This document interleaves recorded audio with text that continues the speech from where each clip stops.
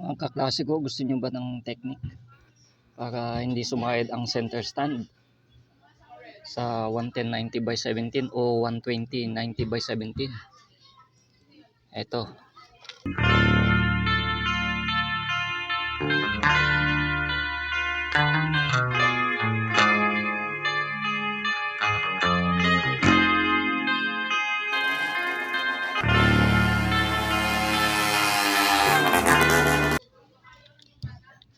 Technique reveal. Maglagay kayo ng tornilyo sa may gitna ng center stand. Yan.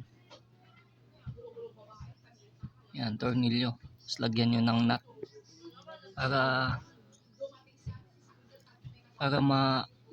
hindi siya sumagad dito.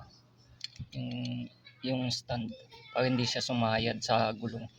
Kahit di na kayo magbawas dito.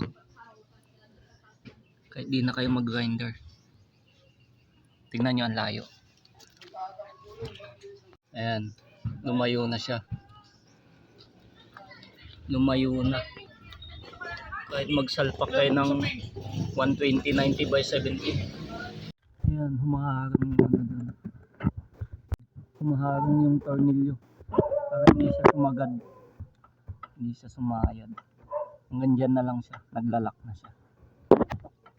Dahil doon sa tornilyo.